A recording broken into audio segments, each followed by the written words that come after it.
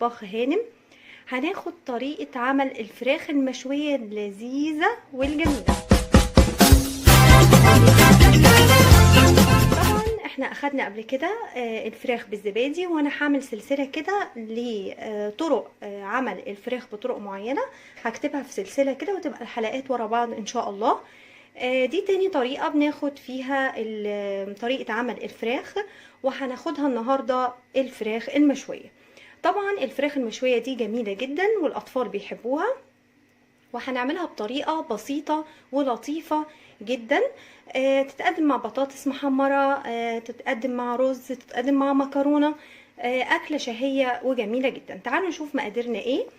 أول حاجة أنا جايبة فرخة غسلتها، فرخة كاملة غسلتها بالملح والخل والدقيق والليمون، ونقعتها كمان في مية وملح وليمون زي ما انتم شايفين. انا سايبه كمان قشر الليمون جوه، والقرنفل بسيبها منقوعه في الميه في التلاجة لمده ساعتين او 3 عشان تنزل كل الدهون اللي فيها.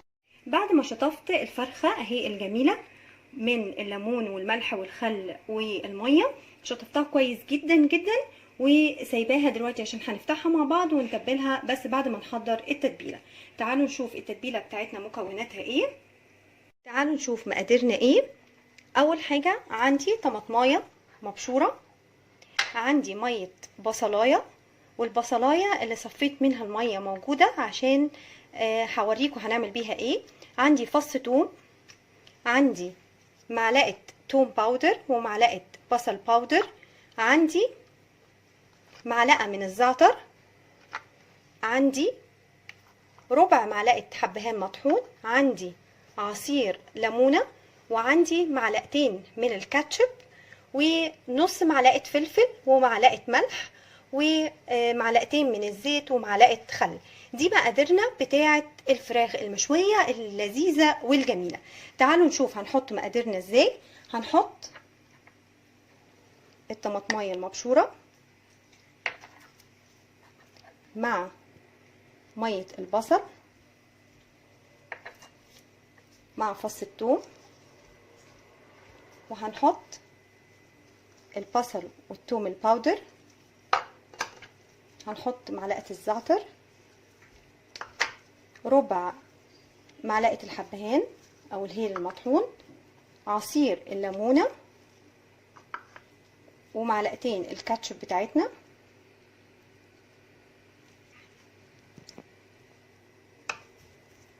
بعد ما حطينا الكاتشب هنحط نص معلقه من الفلفل الاسود،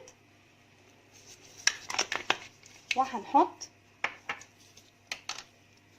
معلقه صغيره مليانه من الملح،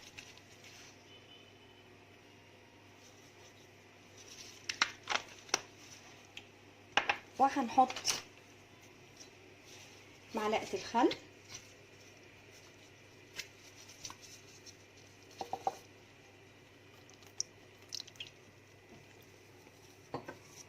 وهنحط معلقتين الزيت بتوعنا،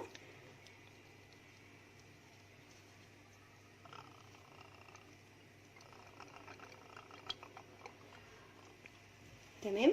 الخلطة كده جاهزة ان احنا نتبل بيها الفراخ. هنقلب كويس جدا جدا جدا جدا،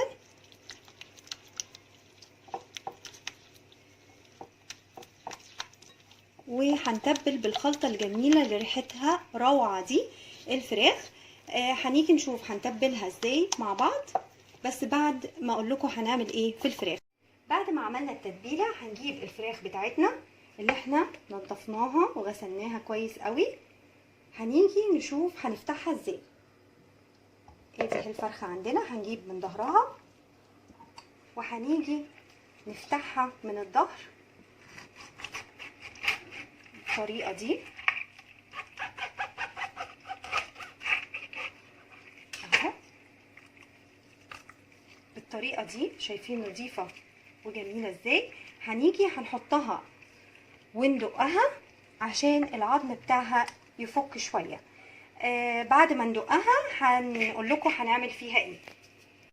نجيب الفراخ بتاعتنا ونحطها كده ونحط عليها كيس ونبدأ ندقها بالطريقة دي عشان العظم بتاعها يتكسر، عشان في السوا تبقى سهلة وجميلة. هندقها بالشكل ده. بعد ما دقينا الفرخة هنيجي دلوقتي نفتحها كده، شايفين؟ عشان التتبيلة تاخد من كل حتة فيها، تاخد من التتبيلة اهو. هنفتح برضو من هنا الصدر والورك هنا اهو، نفتح الورك الدبوسة اهو، عشان هنعمل حاجة دلوقتي. البصلاية اللي احنا خدنا المية بتاعتها هنحط لها شوية ملح صغيرين جدا وشوية فلفل صغيرين، ونحط لها معلقة من التتبيلة اللي احنا تبلناها للفراخ. نحط لها معلقة كمان اهو. ليه بقى؟ عشان هنحشي بيها الفتحات اللي احنا فتحناها في الفرخة اهو. هندخل التتبيلة كده جواها، البصلاية اللي احنا خدنا ميتها مش هنرميها، لا هنحشي بيها الفرخة كده عشان بتخلي طعمها في منتهى الجمال اهو. هنحشي كل الحتت اللي احنا فتحناها في الفرخة بالطريقة دي، ندخل البصل فيها. ودي الطريقة بتاعت البصل دي انا بعملها دايما في اي فرخة، حتى لو هسلقها لو هحمرها لازم بفتح الفرخة بالطريقة دي، احط لها بصلاية بملح وفلفل وحبهان بس، وبعد كده ببدأ اشتغل في الفرخة زي ما انا عايزة اهو. هنتبلها، هندخل البصلاية. الطريقة دي بتخلي طعم الفراخ من جوه اللحمة طعمها لذيذ جدا وشهي، ولو قعدت شوية كمان وكلناها كمان شوية برضو بتبقى حلوة جدا جدا. هندخل هنا البصل في الورك بتاع الفرخة اهو بالطريقة دي.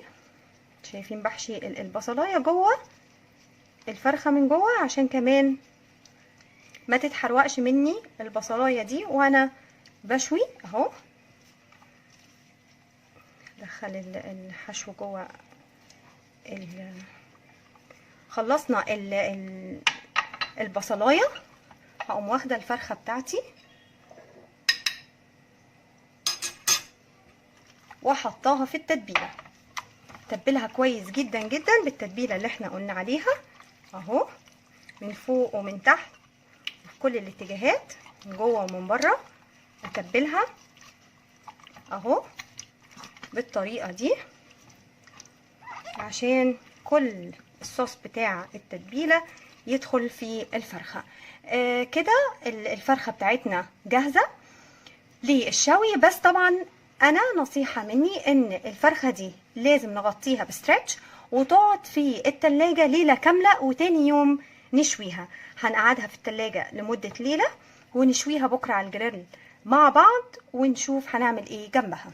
ودلوقتي بعد ما قعدنا الفرخة في التلاجة لمدة ليلة كاملة بتتبيلة اللي احنا عملناها مع بعض عشان تتشوي، هناخدها ونحطها على الجريل ونشويها مع بعض. ودلوقتي هنجيب الفرخة بتاعتنا وهنحطها على الجريل. طبعا هندهن الشبكة دي بالزيت ونحط الفرخة بتاعتنا تتشوي على الجريل. وبعد 10 دقايق لما تاخد الشق الاولانية من على الجريل هنسيبها 10 دقايق، وبعد كده نقلبها الناحية التانية ونفضل نزود بالصوص ده عليها بالفرشة كده عشان ما تنشفش، ونقلبها الناحية التانية كمان 10 دقايق ونفضل نقلبها كده لحد ما تستوي. وممكن نشوي برضو مش على الجريل، ممكن في الفرن على الشبكة او بالشواية بتاعة الفرن نشوي الفرخة بتاعتنا. وهنشوف الفرخة بعد ما تتشوي وبألف هنا وشفا. بعد 10 دقايق وبدأنا بندهن الفرخة بالصوص كده عشان ما تنشفش، هنيجي نقلبها الناحية التانية.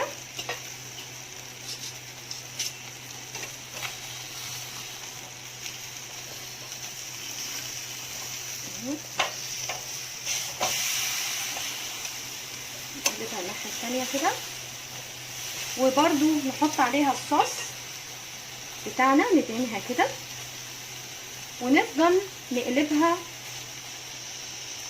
على الناحيتين لحد ما تستوي خالص، واحنا بنحط الصوص ده عشان تفضل طريه وجميله. طبعا بتاخد سوا من ساعه الا ربع لساعه عشان تطلع لنا فرخه مشويه وجميله، وبألف هنا وشفا. وبعد ما شوينا الفرخه بالشكل الجميل ده، هنحط الطبق بتاعنا ده في النص كده، وهنحط الفحمه عشان تدينا ريحه الشوي الجميله، وهنحط عليها حته السمنه ونقفل كده لمده 5 دقايق ونطلعها نشوفها بعد الغرف. ودي كانت الفرخه المشويه بتاعتنا بشكلها النهائي، ريحتها تجنن وريحه الشوي ملت البيت وخليته ريحته تجنن. اتمنى تجربوها بالتتبيله بتاعتي دي، وان شاء الله هتعجبكم. لو عجبكم الفيديو اعملوا لي شير ولايك وسبسكرايب، واشوفكم في فيديو تاني مع مطبخ طباخة هانم، والسلام عليكم ورحمة الله وبركاته.